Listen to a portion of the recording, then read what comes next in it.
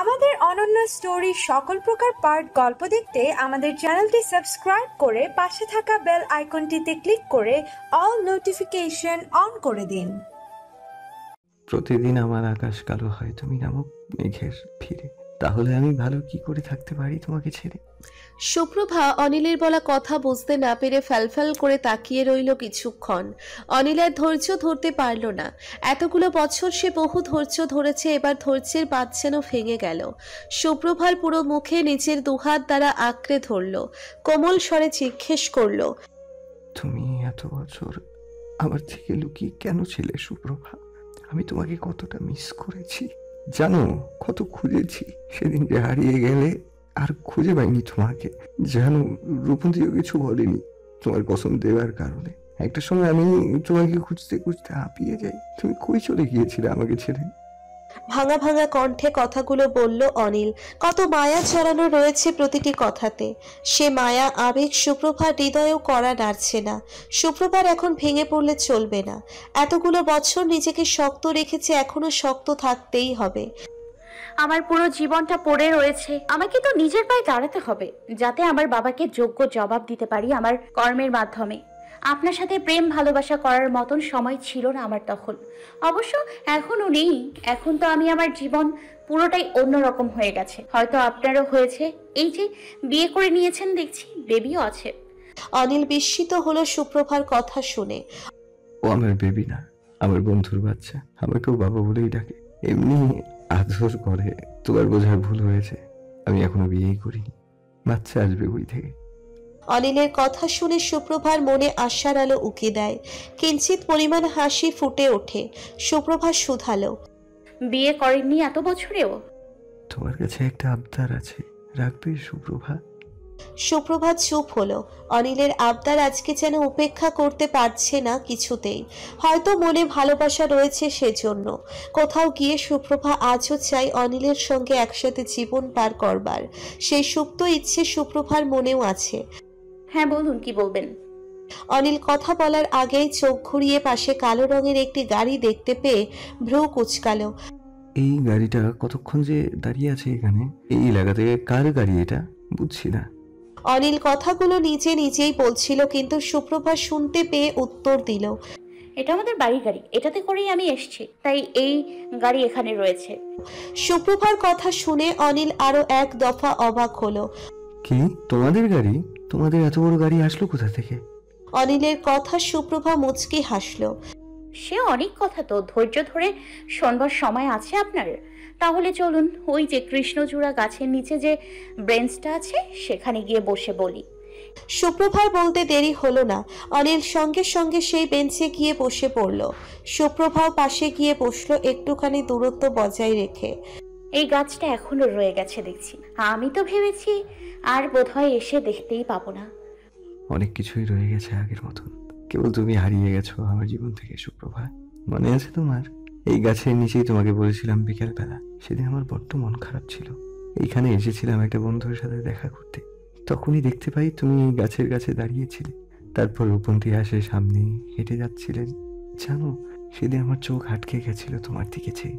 ভারাক্রান্ত মন তখন নিমিষের মধ্যেই ভালো হয়ে গেছিল। রঙিন লাগছিল যেন সবকিছু। বিশেষ করে এই কৃষ্ণচূড়া গাছটাকে আমার তখন কেন জানি বেশ শুভ ভালো মনে হয়েছিল। সেজন্য আমি এই গাছটার নাম দিই তোমার স্মরণে কৃষ্ণচূড়ায় রাঙা বিকেল, যার পুরোটা জুড়ে শুধুই তুমি, বুঝলে? আর দেখো কি সুন্দর, এতগুলো বছর পরেও সেই একই জায়গায় তোমাকে দেখতে পেলাম। সুপ্রভা এতক্ষণ বেশ মনোযোগ দিয়ে অনিলের কথাগুলো শুনতে লাগলো। সিদ্ধান্ত নিয়েছে মানুষটার সব কথাগুলো আজকে সে শুনে নিবে। অনিল আবারও নিজের মতন করে বলতে লাগলো, তোমাকে ভালোবেসেছি আমি সুপ্রভা। তুমি হারিয়ে গেলে কেন? কি হতো থেকে গেলে আমার জীবনে? যাকে একবার যখন আমি তোমাকে খুঁজে পেয়েছি, এই যে তোমার হাতটা ধরলাম, আর সহজে ছাড়বো না। দেখো। অনিল সুপ্রভার একটা হাত ধরে নিল। সুপ্রভা কিছুই বলল না। এতগুলো বছর পর মানুষটা এত করুণ কণ্ঠে কথা বলছে, না করে মুখের হাসিটুকু কেড়ে নিতে চায় না আর। চলে যেতে হয়েছিল, আর কোনো উপায় ছিল না যে আমার। আচ্ছা, এখন আর আমি তোমাকে হারাতে চাই না। মোট কথা, হারাতে দেবই না। সুপ্রভা মুচকি হেসে অনিলকে একে একে সব কথা বলতে লাগলো। কিভাবে সে বাড়ি ফিরে গেল, নিজের অবস্থান বদলেছে, সব বলতে লাগলো একে একে অনিলকে। অনিল সবটা শুনে কিছুক্ষণ শুনে চুপ হয়ে থাকলো। সুপ্রভা জিজ্ঞেস করলো, আপনি চুপ হয়ে আছেন কেন? একটা বার তো আমার সাথে যোগাযোগ করতে পারতে সুপ্রভা। আমি যে বেঁচেও মরার মতো হয়ে গিয়েছিলাম তোমাকে ছাড়া। কেন আমাকে আধমরা করে ছেড়ে চলে গেছিলে সুপ্রভা? যোগাযোগটুকুও রাখতে পারতে। অনিলের বিষাদময় কথা শুনে সুপ্রভার মুখের হাসিটুকু মিলিয়ে গেল। কি জবাব দিবে খুঁজে পাচ্ছে না। দেখুন, সেসব ভুলে যান। তেলে পানিতে যেমন এক হয় না, তেমনই ছিলাম আমরা। আপনার বাবা কখনো মেনে নিত না, আমাকে অশান্তি হতো। আমার পড়াশুনো, কেরিয়ার সব মিলিয়ে সেজন্য দূরে চলে যাওয়া, এসব আর জিজ্ঞেস করবেন না। আমি এখানে এসেছি কয়েকদিনের জন্য। রূপার বিয়ে হয়ে গেলে আমিও চলে যাব। তোমাকে তো আমি যেতে দেবো না। একবার হারিয়েছি, আর কিছুতেই হারাতে পারবো না আমি তোমাকে। কথা ঘুরাতেই সুপ্রভা অন্য কিছু জিজ্ঞেস করলো অনিলকে। আপনি বললেন আপনার আবদার আছে আমার কাছে, সেটা তো বললেন না। সুপ্রভার কথা শুনে অনিল তাচ্ছিল্যের হাসি হাসলো। কথা ঘুরাচ্ছ সুপ্রভা? যাকগে, আবদার ছিল তোমার সাথে একা নিরালয়ে বসে দুটো কথা বলবো। সে আবদার মুখ ফুটে বলার আগে তুমি নিজেই তো পূরণ করে দিলে। এমনি করে যদি তোমাকে আজীবনের জন্য পাওয়ার আবদারটুকু রাখতে। সুপ্রভা উত্তর দেবার আগেই সেখানে তামিম এসে উপস্থিত হয়। কি রে সুপ্রভা, তুই এখানে বসে খোশ মেজাজে গল্প করছিস, আর আমি তোকে খুঁজে হয়রান চারদিকে। অচেনা ছেলেকে দেখতে পেয়ে অনিল সন্দিহান দৃষ্টিতে তাকালো। সুপ্রভাকে শুধালো। ছেলেটাকে সুপ্রভা? সুপ্রভা উত্তর দেবার আগেই অনিল আগ বাড়িয়ে বলে উঠল, থাক সুপ্রভা, আমি বলছি। আপনি কে হন আমি তো জানি না, তবে আপনি শুনে রাখুন, আমি সুপ্রভার হবু স্বামী হই, বুঝলেন? কিন্তু যতদূর মনে পড়ে আমার সুপ্রভার তো কোনো ভাই বোন নেই। তাহলে আপনি কে? ড্রাইভার? ড্রাইভার হলে মালিকের নাম ধরে কেন রাখছেন? বেশ সাহস তো আপনার। পোশাক দেখে তো মনে হচ্ছে না আপনি ড্রাইভার। অনিলের কথা শুনে তামিম উত্তর দেবার আগেই অনিল বলে উঠল, তাহলে আপনি কে? ভিক্ষুক? অনিলের কথা শুনে সুপ্রভা বেশ উচ্চস্বরে হেসে দেয়। অনিল মুগ্ধ দৃষ্টিতে তাকিয়ে আছে এই হাসিটুকু শোনার জন্যেই তো এত কিছু। সুপ্রভার হাসির ঝংকার যেন অনিলের হৃদয়ে গিয়ে লাগছে। আরে, উনি আমার চাচাতো ভাই, বুঝলেন? কোনো ড্রাইভার নয়। অনিল বুঝেছিল এটা সুপ্রভাত চাচাতো ভাই, মস্করা করতেই ইচ্ছে করে এরকম ভাবে কথা বলেছে। তামিম সুপ্রভাকে শুধালো, কিরে সুপ্রভা, তোর হবু স্বামীও বের হয়ে গেল, আমি কিছু জানি না। একই বাড়িতে থেকেও কিছু জানলাম না। তামিম ভাইয়া, ওনার কথা শোনো না, উনি মজা করছে। তুমি যাও, সাবধানে বাড়ি ফেরো। আর মাকে বলিও না চিন্তা করতে আমাকে নিয়ে। মায়ের খেয়াল রাখিও, আমি কল করব। হ্যাঁ। সুপ্রভার কথা শুনতে পেয়েই অনিল তড়িঘড়ি করে পকেট থেকে ফোন বের করে কিছু একটা মেসেজ করলো। তামিম সুপ্রভার থেকে বিদায় নিয়ে গাড়িতে বসতেই অনিল তাড়াহুড়ো করে সুপ্রভাকে বলে, আজকে যেমন তোমার মুখে একটুখানি হাসি ফুটিয়েছি, চিন্তা করো না, এবার থেকে তোমার মুখে সারা জীবনের জন্য হাসি ফোটানোর দায়িত্ব আমার। একবার হারিয়েছি, এবার আর কিছুতেই হারাতে দেব না। একেবারে নিজের করে নিয়ে একসাথে হারাবো তো সব। এই যে আমি যাচ্ছি, কিন্তু ভেবো না একেবারের জন্য। আমাদের আবার দেখা হবে, কথা হবে, প্রেমও হবে। সুপ্রভা পাল্টা কিছু বলার সুযোগ পেল না। অমনি অনিল হাওয়ার মতন ভ্যানিশ হয়ে গেল। সুপ্রভা বুঝে উঠতে পারল না, এই তো মানুষটা এত কথা বলছিল, এখন কই গেল? তবে অনিলের বলা শেষের কথাগুলো সুপ্রভার কানে বাজছে এখনো। এতটা ভালো কেউ অন্যকে বাঁচতে পারে, সেটা সুপ্রভা অনিলকে না দেখলে বিশ্বাসই করতো না। হয়তো এত বছর পরও সেই ভালোবাসা এখনো রয়েছে। কেমন জানি আনন্দ বয়ে গেল মনের ভিতর, অদ্ভুত ধরনের খুশি লাগছে সুপ্রভা। কিছু দূর হেঁটেই রূপন্তীদের বাড়িতে পৌঁছে গেল। রূপন্তী সুপ্রভাকে দেখা মাত্রই দুই বাহুতে জড়িয়ে নিল। ওরে সুপ্রভা, অবশেষে তুই কতগুলো বছর পর আসলি আমার বাড়িতে। খুশিতে যে আমি কি করব ভেবে পাচ্ছি না। চল চল, আব্বুর লুঙ্গিটা এনে লুঙ্গি ডান্স দেই কতক্ষণ। সুপ্রভা হাসলো। মেয়েটা ঠিক আগের মতনই চঞ্চল ছটফটে স্বভাবেরই আছে। বিন্দু পরিমাণও বদল ঘটেনি রূপন্তীর ভিতর। হ্যাঁ হ্যাঁ, খুশির চোটে আর বিয়ে করিস না তুই, কেমন? ধর, বিয়ে না করলে হয়? আমি তো তোর মতন জজ ব্যারিস্টার হবার স্বপ্ন দেখি না। আমার স্বপ্ন তো একটাই, বিয়ে করব, সংসার করব, লাল্লাল্লা লাল্লা লাল্লাল্লা লাল্লা।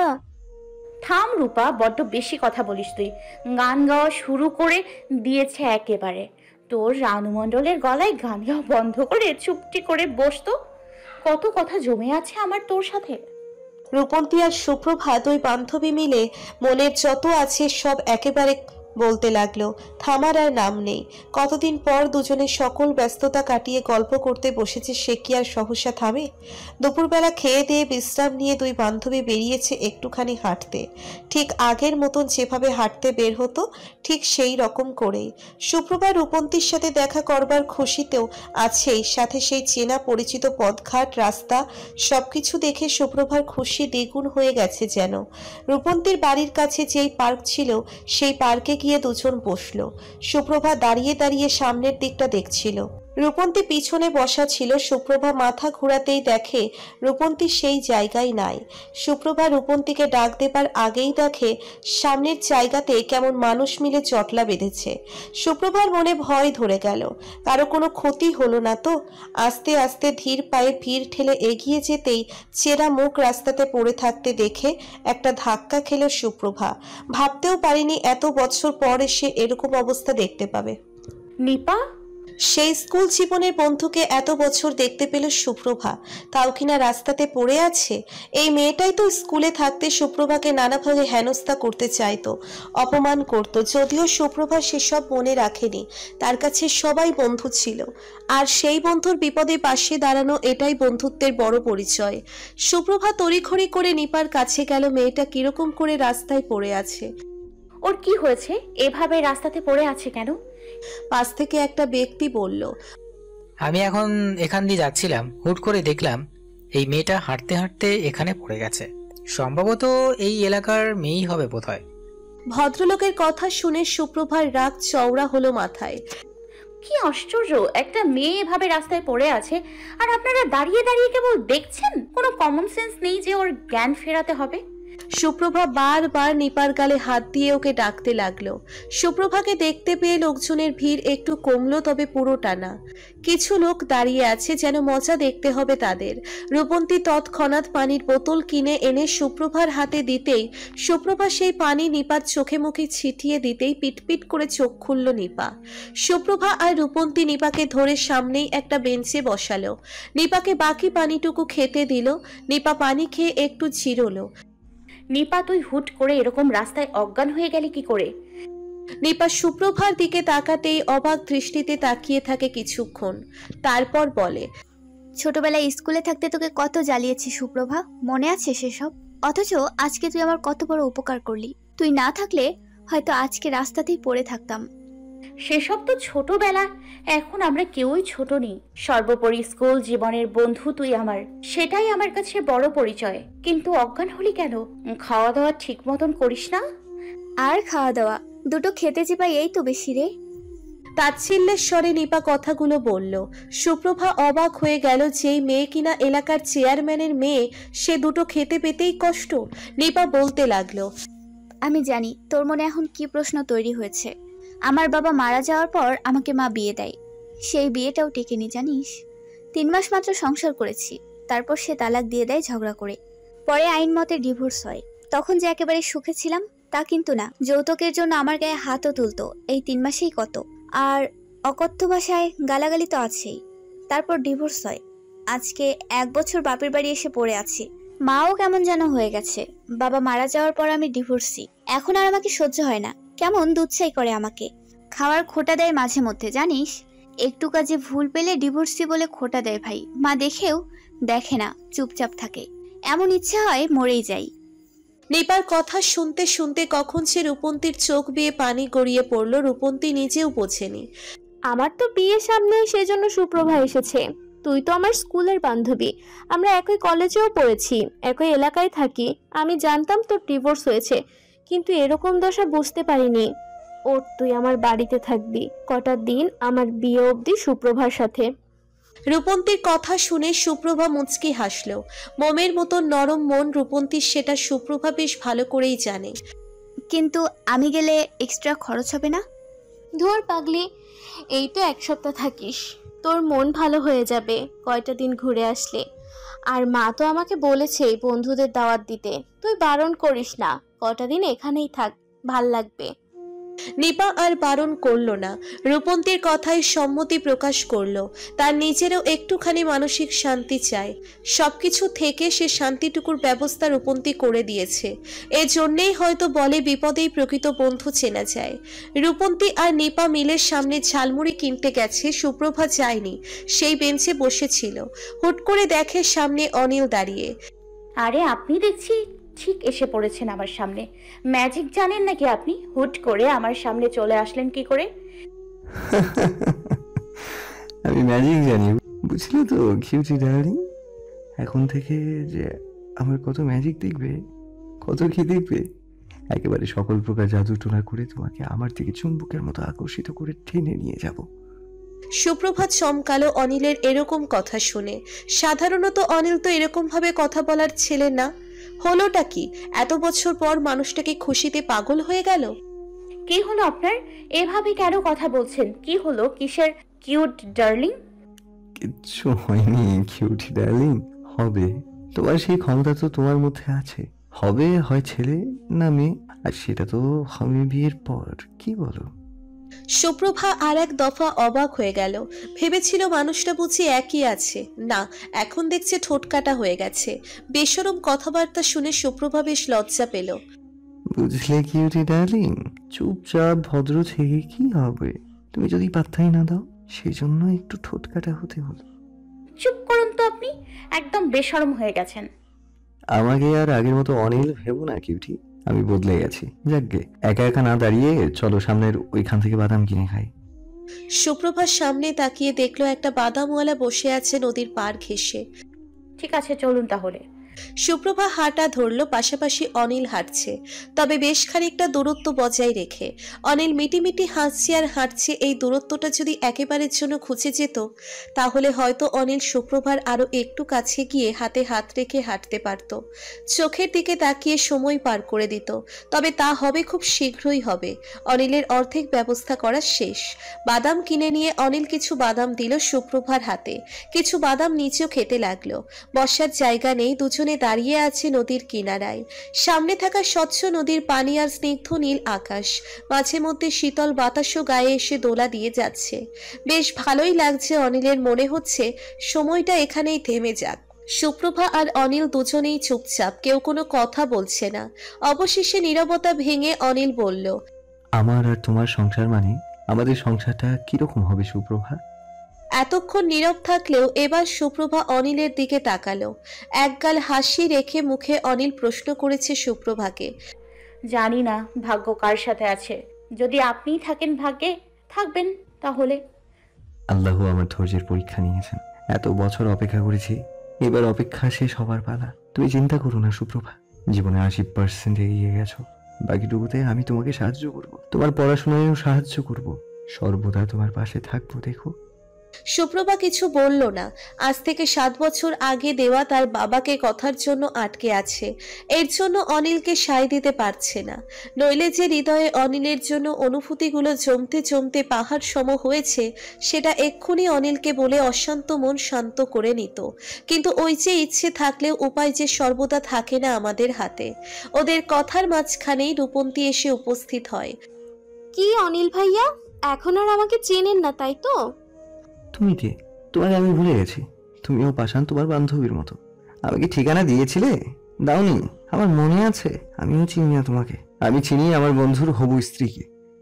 অনিলের কথায় রূপন্তী বেশ উচ্চস্বরে হেসে দিল। আরে আরে, অনিল ভাইয়ার দেখি রাগ এখনো পড়েনি। হ্যাঁ, আমি আপনাকে বলতাম, আর আপনার জন্য আমার বান্ধবীকেও হারাতাম।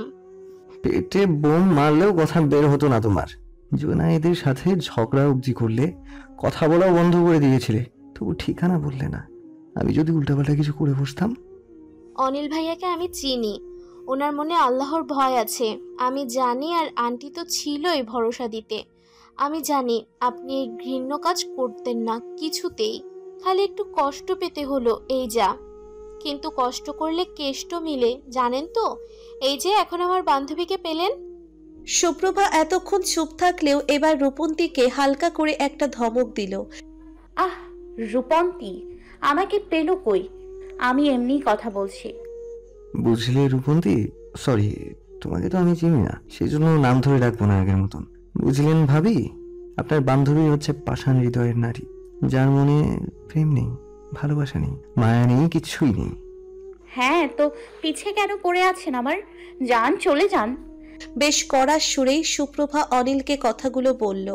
অনিল সুপ্রভার দিকে একবার চেয়ে বলে উঠল, একবার হারিয়েছি তোমাকে, আর হারাতে দেব না কিছুতেই। দেখো, আর হারাবেন না আমাকে, খুঁজে পাবেন। সুপ্রভার কথা শুনে অনিল বেশ শব্দ করেই হাসল, তারপর উত্তর দিল, অবশ্যই পারো। তুমি কি ভেবেছো আমার থেকে একবার দূরে গিয়ে বেঁচে গেছো? এবার আর পারবে না। এত বিশ্বাস? আচ্ছা রূপন্তী বা কারোর কোনো সাহায্য না নিয়ে আপনি পারবেন আমি হুট করে হারিয়ে গেলে আমাকে খুঁজে নিতে? অবশ্যই পারবো, কারো সাহায্য লাগবে না। দেখবে আমি নিজেই খুব স্বল্প সময়ের ভেতর তোমাকে খুঁজে নেব। এবার আর তোমার ওই বান্ধবীকেও লাগবে না, বুঝলে? বেশ, তবে তাই হোক। আবারও একদিন আমি হুট করে হারিয়ে যাব, দেখবো তখন কিভাবে আমাকে খুঁজে বের করেন আপনি। এত বছরেও পারলেন না, আর এবার পারবেন? আচ্ছা, আমিও দেখবো। আরে সুপ্রভা, একবার হারিয়েছে বলে তো এখন আর চোখের আড়ালটুকু করতে দেই না। তুমি হারিয়ে যাও আগের মতন, সমস্যা নেই। দেখো, আমি তোমাকে খুঁজবো না, ডিরেক্ট কাজে নিয়ে পৌঁছে যাব। সুপ্রভা উত্তর দেবার আগেই মাঝখান থেকে রূপন্তী ফোড়ন কেটে বলে উঠল, আচ্ছা আচ্ছা, আগে আমার বিয়েটা হতে দিন, তারপর আপনারা বিয়ে করিয়েন অনিল ভাইয়া, যা শুরু করেছেন। আমার যে আর তর সইছে না ভাবি, আর কতদিন যে অপেক্ষা করতে হবে।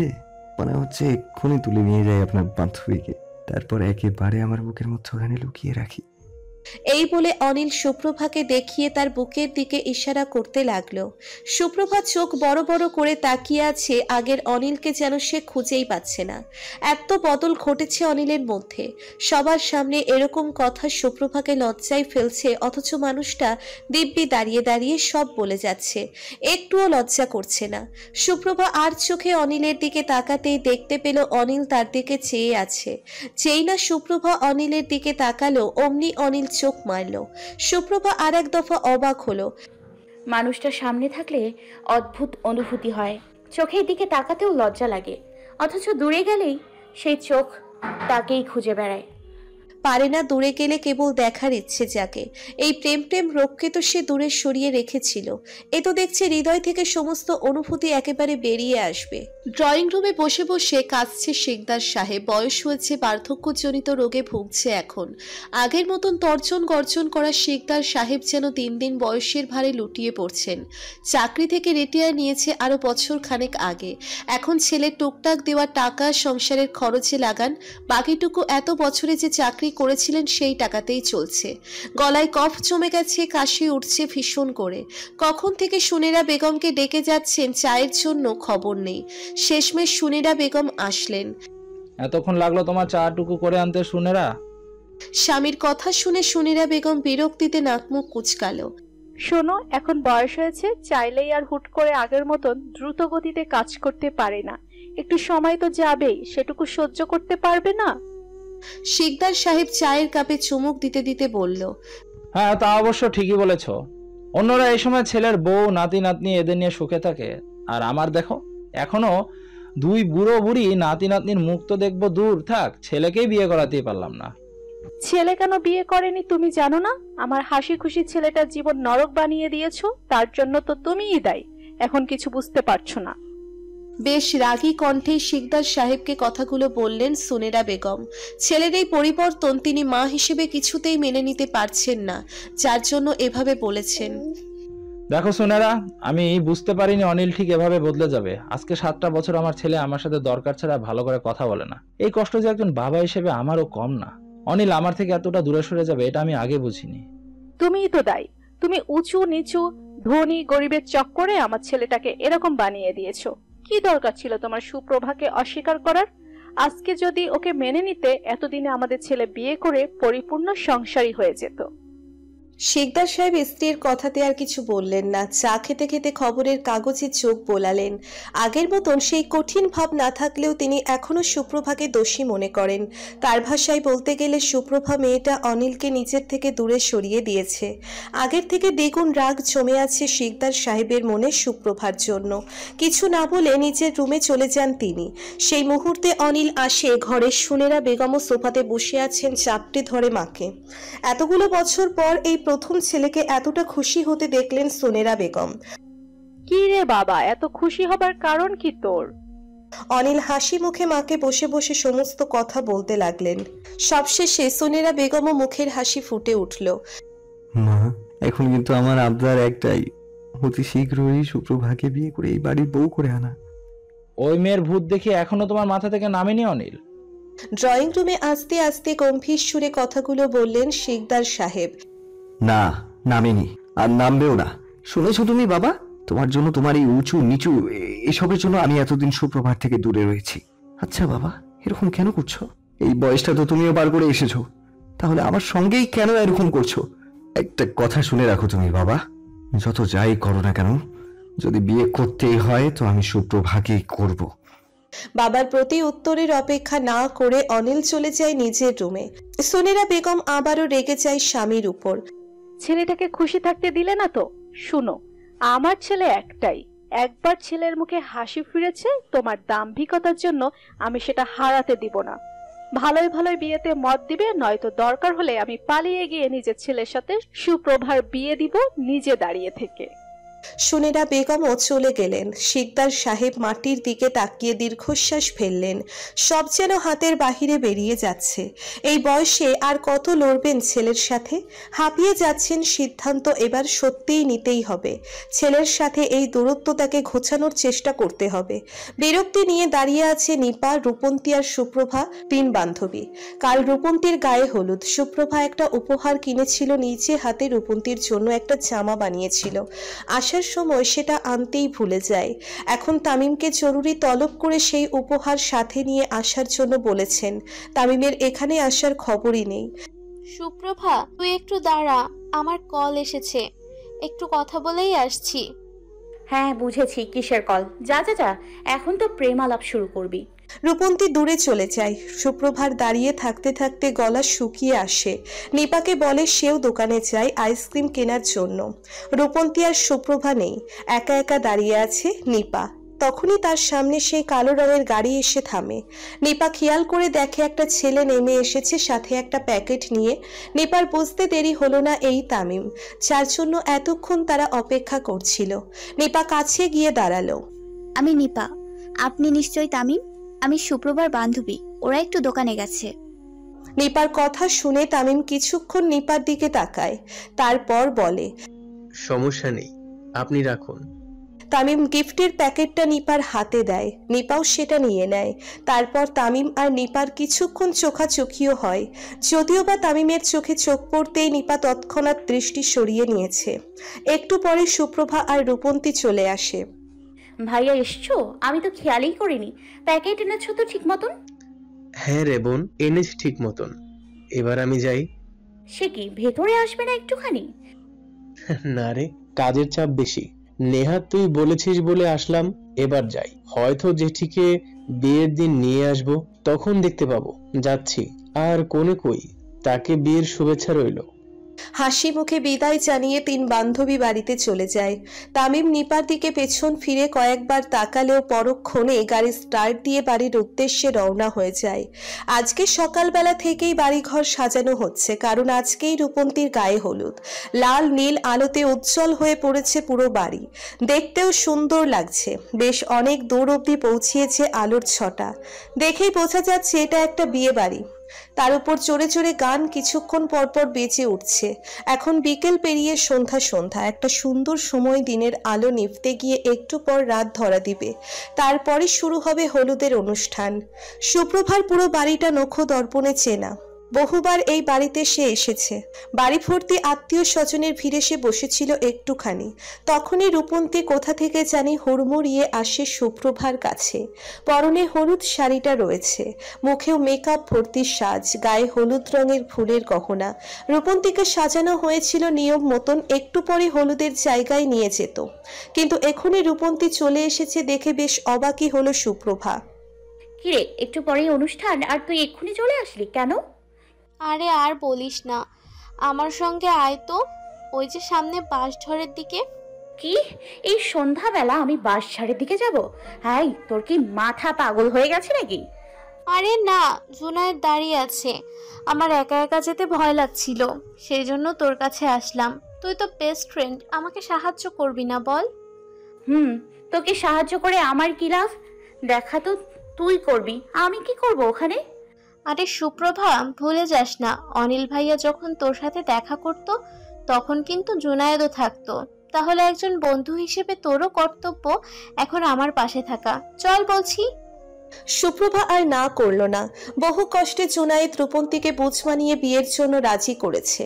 সেদিন যে জুনায়েদ রূপন্তীর উপর রাগ করে ভুল বুঝে চলে গেছিল, রূপন্তী আর কোনো যোগাযোগ করেনি জুনায়েদের সাথে। জুনায়েদেরও খানিকটা অভিমান হয়। রাস্তায় দেখা হলেও জুনায়েদ কথা বলতে চাইলেও রূপন্তী কথা বলতো না। এমনি করে সময় পার হতে হতে মাস 6 আগে রূপন্তী দেখে জুনায়েদ তার পুরো পরিবার নিয়ে তাদের বাড়িতে বসে আছে। পরে জানা যায় তারা রূপন্তীর সাথে জুনায়েদের বিয়ের প্রস্তাব নিয়ে এসেছে। সেদিন আর রূপন্তী না করেনি, মনে মনে বুঝে নিয়েছিল অভিমান গলাতে একদম বিয়ে করেই নিয়ে যাবে জুনায়েদ। যেহেতু জুনায়েদ ভালো চাকরি করে, কোনো বদনামও নেই, পাশের এলাকাতেই থাকে, মোট কথা পরিবারকে মানাতে কোনো বেগ পেতে হয়নি জুনায়েদের। এমনি সম্বন্ধ নিয়ে গেছে নিজের বাবা মাকে রাজি করিয়ে, আর রূপন্তীর বাবা মাও সবটা খোঁজ নিয়ে রাজি হয়েছে, দ্বিমত করেননি আর। সুপ্রভা একটু দূরেই দাঁড়িয়ে আছে, পাশে জুনায়েদ আর রূপন্তী কথা বলছে। বেশ বিরক্ত লাগছে সুপ্রভার, কিন্তু বন্ধুর জন্য দাঁড়িয়ে রয়েছে না চাইতেও। অবশেষে ম্যাডাম আসলেন, একটা হলুদ পরি লাগছে তোমাকে।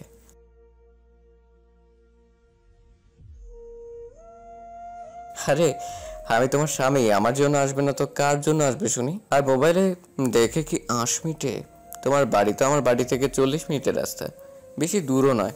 তাহলে আমি কেন দেখবো না তোমাকে? কি সুন্দর যে লাগছে তোমায়, এই মুখটুকুই তো দেখার জন্য আসা আমার। জুনায়েদের কথায় রূপন্তী বেশ লজ্জা পেল, কি বলবে বুঝতে না পেরে দাঁড়িয়ে রয়েছে চুপচাপ। ওদিকে সুপ্রভা দাঁড়িয়ে ছিল, আচমকায় কাঁধে হাত পড়তে চমকে ওঠে। ভয়ে চিৎকার করবে তখনই দেখে তার মুখে হাত দেওয়া। চোখ ঘুরিয়ে তাকিয়েই দেখতে পায় অনিল দাঁড়িয়ে আছে।